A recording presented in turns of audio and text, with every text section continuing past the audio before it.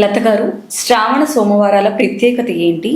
ఏ విధంగా శివుణ్ణి ఆరాధిస్తే మంచి ఫలితాలు ఉంటాయంటారు? శ్రావణ సోమవారాలకు సంబంధించమ్మా మెయిన్గా ఇక్కడ మనకి చెప్పే విషయం ఏంటంటే, ఈ శ్రావణ సోమవారాల వ్రతం చేయటం వలనే పార్వతీదేవి శివుణ్ణి వివాహం చేసుకోగలిగింది.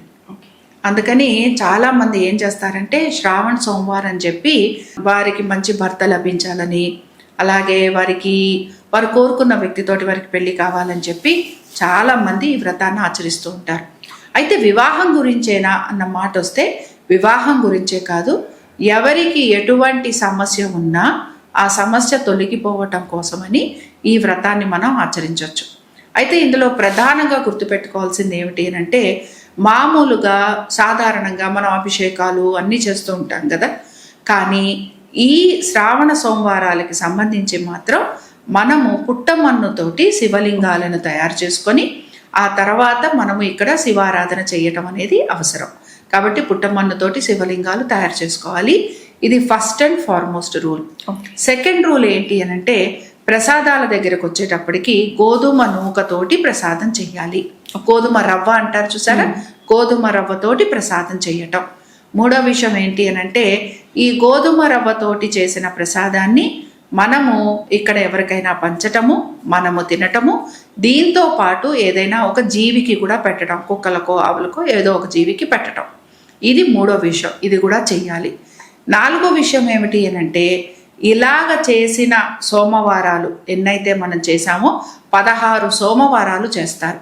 ఈ 16 సోమవారాలు చేసిన తర్వాత ఈ వచ్చిన శివలింగాలన్నిటినీ కూడా మనం ఏదైనా ఒక మంచి నదిలో కలిపేయాలి. సరేనా? అయితే మధ్యలో ఆడవారికి ఇబ్బందులు ఉంటాయి, ఇలాంటివి ఉంటాయి కనుక ఆ వారం తీసేసి నెక్స్ట్ది చేసుకోవచ్చు. అలాగా 16 సోమవారాలు కంపల్సరీగా చేయాలి. ఇందులో ప్రధానంగా ఏకభుక్తం చేయటం అంటే ఒక పూట భోజనం చేయటం, నక్షత్ర దర్శనం చేసుకున్నాక భోజనం చేస్తారు. ప్రదోషపు వేళలో పూజ చేసుకోవటం కుదరలేదు అనుకోండి, పొద్దున పూట కుదరలేదు, సాయంత్రం పూట చక్కగా ప్రదోషపు వేళలో స్వామివారిని పూజించుకోవచ్చు. సపోజ్ మాకు సాయంత్రం కుదరదు, మాకు పొద్దునే కుదురుతుంది, పొద్దున పూట కూడా చేసుకోవచ్చు. అయితే కంపల్సరీగా ఇప్పుడు నేను ఇవి చెప్పినవి ఏవైతే ఉన్నాయో ఇవి ఫాలో అవ్వాలి. దీంతో పాటుగా మనకి అర్ఘ్యం ఇవ్వటం అనేది ఉంటుందన్నమాట. ఈ అర్ఘ్యం అనేది మనం కంపల్సరీగా ఈ వ్రతం చేసుకుంటున్న వాళ్ళు చెయ్యాలి. అందులో ఏంటంటే మనకి వ్రత విధానంలోనే మనకి ఇవన్నీ కూడా చెప్పబడుతూ ఉంటాయి.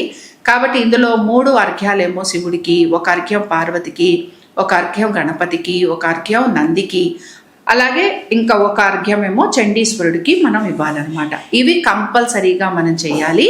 ఇంకా దీంతో పాటు మనము ఒక బ్రాహ్మణుడికి తాంబూలం కింద ఇవ్వటము, అలాగే ఎవరినైనా ఇంటికి పిలిచి భోజనం పెట్టడం, ఇదంతా చేయగలము అనుకుంటేనే ఈ వ్రతాన్ని పాటించాలి.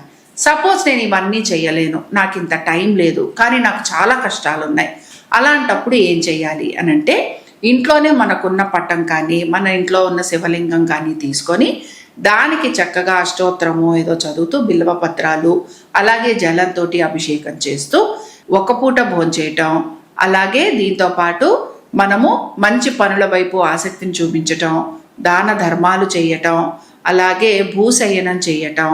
కొంచెము ఇందులో ముఖ్యంగా ఇంకొకటి పాటించాల్సింది ఏమిటి అనంటే, ఈరోజు మనం ఉప్పు తినకూడదన్నమాట. ఉప్పు తినకుండా ఉండటం ఇది కంపల్సరీగా మనం పాటించాలి. సపోజ్ నేను ఇది కూడా చేయలేను, సపోజ్ నేను ఉప్పు అవాయిడ్ చేయలేను, లేకపోతే ఒక పూట భోజనం చేయకుండా ఉండలేను, ఇలాంటి సిచ్యువేషన్స్ ఉన్న వాళ్ళు ఏం చేయాలి అనంటే, పొద్దున్నే నిద్ర లేవండి. పొద్దున్న లేవంగానే స్నానపానాదులు ముగించుకొని చక్కగా ఇంట్లోనే ఎంతో కొంత దేవుడికి సంబంధించి అష్టోత్తరమో ఏదో చదువుకొని ఆలయ దర్శనం చేసుకుంటే కూడా మీకు ఫలితం అనేది ఉంటుంది. కాబట్టి అయితే వ్రతంగా చేస్తాం అనుకున్న వారికి మనం ఈ నియమాలన్నీ చెప్పుకుంటూ వచ్చాము. వ్రతంగా చేయము, ప్రతిరోజు చేస్తాము అనేవారు మాత్రం చక్కగా చిత్రపటానికి కానీ శివలింగానికి కానీ పూజ చేసుకోవచ్చు. అలాగే మంచిగా వాళ్ళ ప్రసాదం ఏదైనా తయారు చేస్తే అది పెట్టొచ్చు నైవేద్యంగా, దాన్ని మనం స్వీకరించుంటుంది. ఓకే.